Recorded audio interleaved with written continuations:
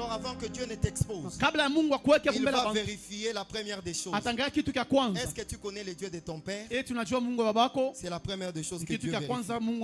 Connaître le Dieu de son père veut dire quoi? Savoir si tu sais les interdits qu'il a. Tel qu'il est, il a des interdits. Tout serviteur de Dieu a des interdits. En dehors des commandements. Je sais que tu crains Dieu. Mais il y a aussi des interdits qu'un père doit libérer pour ses enfants, afin que ses enfants marchent dans l'alliance. L'alliance, ce n'est pas dire le Dieu de mon père. Non, c'est découvrir. C'est connaître. Les mots connaître qu'on a utilisé là-bas, c'est comme le mot yada. Le mot yada veut dire connaître intimement comme on connaît une femme. C'est-à-dire connaître le Dieu de son père. C'est connaître les secrets que tout le monde ne connaît pas. Je dis c'est connaître les choses que Dieu lui avait dit en secret pendant qu'il recevait la vision. Qu'est-ce que Dieu lui avait dit? Et ce sont ces choses qui font la force d'une vision. Ce sont ces choses qui font la force d'une vision. Ce qui fait la force d'un homme de Dieu, c'est ce que vous ne connaissez pas. Si vous connaissez toute ma vie, je ne suis plus un homme fort. Aujourd'hui, les gens, tu es à la montagne, tu te filmes, selfie. Il n'y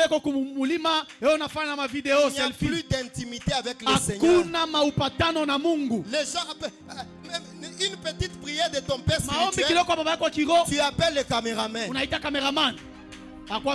Pour qu'on filme, pour qu'on poste. Les gens sont à la recherche de la gloire. Les gens veulent qu'on puisse les honorer. En réalité, nous n'avons pas le vrai cœur des serviteurs de Dieu. Où sont les vrais serviteurs de Dieu qui pouvaient se cacher pendant un mois et sortir pendant un jour, se cacher pendant 45 jours et sortir pendant 2 jours? Où sont les servants de Dieu qui pouvaient rester dans le temple comme la prophétesse Anne?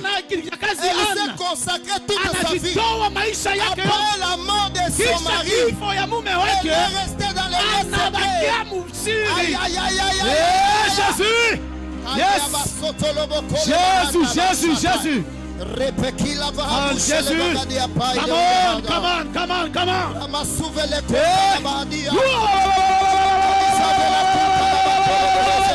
Jésus! Alléluia! Voilà pourquoi, mes frères, on n'a plus de résultats.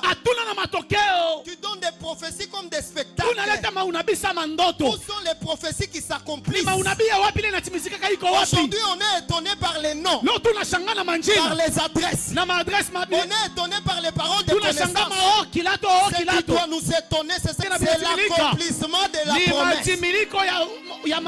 Comment reconnaîtra-t-on un vrai prophète? C'est par l'accomplissement de ces prophéties. Arrêtez de chercher la grandeur parce que vous donnez des paroles de connaissance. Parce que tu donnes des paroles de connaissance, tu es un grand prophète. Être grand prophète, c'est accomplir la mission pour laquelle Dieu t'a appelé. Jean-Baptiste n'a jamais donné les noms. Jean-Baptiste n'a jamais donné les adresses. Mais Jésus est en train de les présenter comme étant les plus grands de tous ceux qui sont nés d'une femme. J'aimerais parler à Sambadi ce soir. Mais arrête de rechercher d'abord les choses pour épater, pour étonner. Dieu ne nous a pas appelés pour ça. Dieu nous a appelés pour édifier. Aïe, aïe, aïe, aïe. Jésus.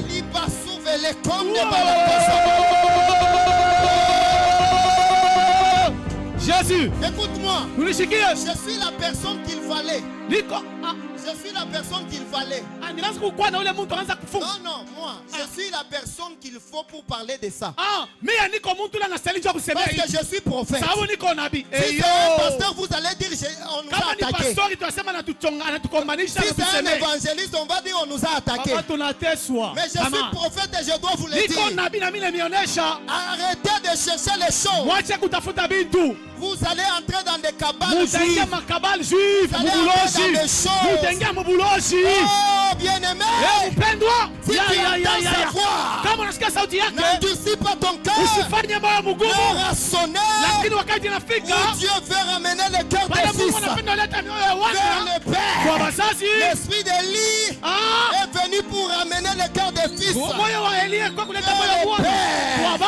Oh, Jésus. c'était toi, j'allais acclamer le Seigneur. C'était toi, j'allais acclamer le Seigneur. Jésus, gloire à Dieu.